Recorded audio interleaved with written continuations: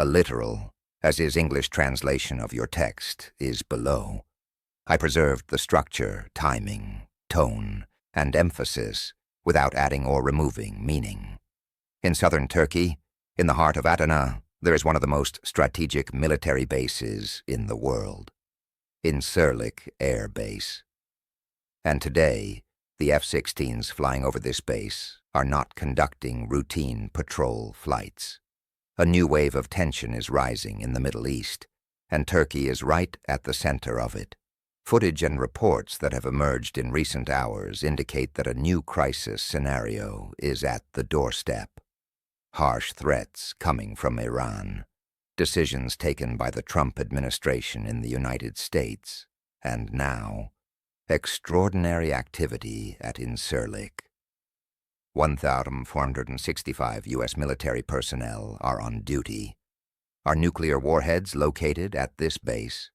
Where does Turkey stand in this tension? And most importantly, what does this mean for us, ordinary citizens? By the end of this video, you will fully understand how the pieces are moving on the giant chessboard of the Middle East, why Turkey holds a critical position, and what may happen in the coming days. Let's begin. Scene transition. Let's start with the key question. How did this crisis begin? It all revolves around Trump's Iran policy. The new Trump administration has begun using harsh rhetoric in support of protesters in Iran, sending messages such as, "Help is on the way." For the leadership in Tehran, this was a red line. Iran's response was clear and firm. It announced that it would target American military bases in the region. So why does this threat make İncirlik so important? Look at this map. İncirlik Air Base is approximately 100 kilometers from Iran as the crow flies. By Middle Eastern standards, that's practically next door. But the real significance is this. İncirlik is one of the largest hubs of U.S. air power in the region. Operations in Syria are coordinated from here. Activities in Iraq are supported from here. At this moment, 1,465 U.S. military personnel are stationed at the base. This number is high even under normal circumstances, but there are reports that it has increased further in recent days. According to information from independent sources, there is intense activity at the base. Warplanes are taking off more frequently. Personnel movement has increased. Security measures have been raised to the highest level. So what does this mean? You cannot understand this crisis without understanding İncirlik Air Base. So now I will show you just how critical this base really is.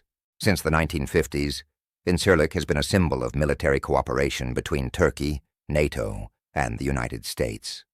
During the Cold War, it functioned like a shield against the Soviet Union. But today, its role is far more complex. Today, İncirlik is a command center for U.S. Air Force operations in Europe and the Middle East, a logistics base for coalition forces in Syria, a regional intelligence gathering hub, and according to some sources, a facility that houses tactical nuclear weapons. This last issue has been debated for years. There are no official statements, but defense experts estimate that around 50 B-61 type tactical nuclear bombs are stored at İncirlik. This has never been confirmed. But if it is true, İncirlik is not just an air base, it is also a nuclear facility. And its geographic position? Perfect. Within range to intervene in Iran, Syria, Iraq, and even the Caucasus, close to the Mediterranean, accessible to NATO allies. From a strategic standpoint, losing this base would be a major blow for the United States, and Iran knows this very well. Now let's get to the critical question. Would Iran really attack İncirlik? The answer lies in understanding Iran's regional strategy. Analysis segment. Iran's military doctrine is built around the concept it calls the axis of resistance. This means favoring proxy wars and asymmetric warfare rather than direct confrontation. Look at this map. Iran's regional influence network includes Hezbollah in Lebanon, Shiite militias in Syria, Hashd al-Sha'bi in Iraq, the Houthis in Yemen. These groups function as Iran's long arm. Tehran can achieve its objectives through them without entering direct war. So where does Incirlik fit into this equation? The likelihood of Iran launching a direct missile attack on Incirlik is low, because that would mean direct conflict with Turkey and triggering NATO's Article 5. Iran cannot afford that risk, but it could carry out attacks through proxy forces using militia groups in Iraq or Syria. Remember the drone and rocket attacks on U.S. bases in Iraq? The same tactics could be used here. So the threat is not exaggerated, it is real, but its form may be different. And this is where Turkey finds itself, right in the middle. On one side, NATO ally the United States is conducting Middle East operations from a base on Turkish soil. On the other side, Iran, Turkey's neighbor, economic partner, and energy supplier. In between, the Syrian quagmire. To the east, chaos in Iraq. Ankara has spent years trying to maintain this delicate balance, being part of NATO while maintaining relations with regional powers. But crises like this threaten that balance. Think about it. If aircraft taking off from Incirlik strike Iranian targets, Turkey is automatically considered part of the operation. In Iran's eyes, Turkey becomes a target. But if Turkey restricts Incirlik or denies operational permission, this time relations with NATO and the U.S. become strained. This is not new. Remember 2003 before the Iraq War. The Turkish parliament refused to allow U.S. troops to enter Iraq through Turkey. That decision affected U.S.-Turkey relations for years. Now we are facing a similar threshold. Turkey must protect its security, safeguard regional interests, and maintain alliance relations at the same time. It's not easy. Now we come to the most sensitive issue: nuclear weapons. Nuclear weapons infographic. If reports are correct, approximately 50 B-61 type tactical nuclear bombs are stored at Incirlik. They're not as powerful as strategic nuclear weapons, but their destructive potential is still terrifying. These weapons are a legacy of the Cold War.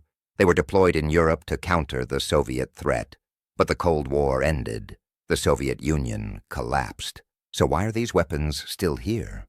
Because they now serve different purposes: deterrence against Russia, maintaining regional power balance, part of NATO's nuclear umbrella doctrine. However, many experts argue that these weapons no longer fit modern security needs. Some even claim that their presence at Incirlik is a risk for Turkey, because in a crisis, these weapons make Incirlik a primary target, and Turkey has no control over these weapons. They are American weapons, under American command.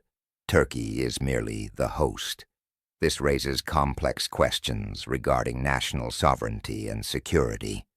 Now let's look at the bigger picture. Because the Incirlik crisis is not isolated, it is part of a larger geopolitical conflict. In Syria, the U.S. supports coalition forces against ISIS, but at the same time, it cooperates with the YPG-PYD, an issue of major concern for Turkey. Iran, meanwhile, supports the Assad regime in Syria, acting alongside Russia. Iraq segment. Iraq is even more complex. The central government is weak. Iran-backed militias are strong. The U.S. military presence continues, but instability persists. In recent months, attacks on U.S. bases in Iraq have increased, most carried out by Iran-backed militias. This is where Incirlik comes into play. The base is critical for both Syria and Iraq operations: logistics, air support, intelligence, all flow through here. If Iran wants to harm the U.S. presence in Iraq, targeting major hubs like Incirlik is a logical strategy, and the Trump administration's hardline stance toward Iran only increases this risk. So what can Turkey do? Grant full support to the U.S. and NATO. Allow Incirlik to be used for all operations. Pros: strong position within NATO, warmer relations with the U.S. Cons, tension with Iran, risk of regional isolation, security threats. Be selective. Approve some operations, deny others. Pros: balancing policy, dialogue with all sides. Cons: pleasing no one fully, ongoing uncertainty. Severely restrict the use of Incirlik, possibly ending some U.S. activities. Pros: emphasis on national sovereignty, improved relations with regional powers. Cons: serious crisis with NATO and the U.S. Questioning of security guarantees, Turkey will most likely continue with the second option, a balancing policy. But this is not an easy path. Every decision carries an opportunity cost. We've reached the end of the video. Let's summarize.